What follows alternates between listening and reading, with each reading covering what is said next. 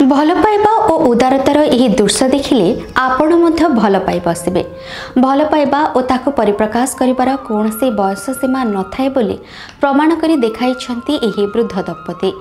महाराष्ट्र छत्रपति संभाजी नगर में जड़े वृद्ध दंपति जड़े अलंकार व्यवसायी उदारता संपर्कित वीडियो एवं इंटरनेट रे बहुत वायरल होबारे लगी।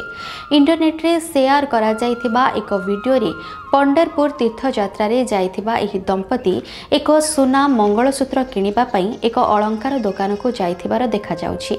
से दंपति हेउछंती जड़े 93 वर्षीय वृद्ध एवं तांक स्त्री।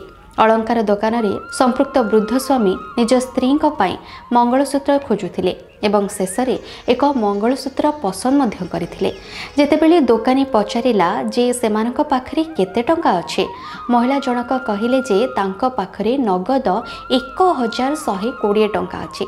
एतिके कहवा मात्रे दोकानी हसी हसी मजा कले।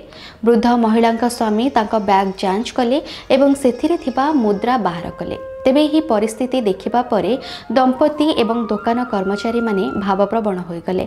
सेमानकर निर्दोषता एवं विनय रे प्रभावित होई दोकानी संपूर्ण देय नेबाको मना करिदेले।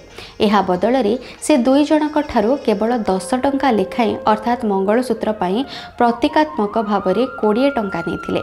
दोकानर मालिक वृद्ध दंपति को कहिथिले, दयाकरी आपणक टंका रखंतु, मते आशीर्वाद करंतु एवं प्रभु पंडुरंग आम समस्तंको आशीर्वाद करंतु।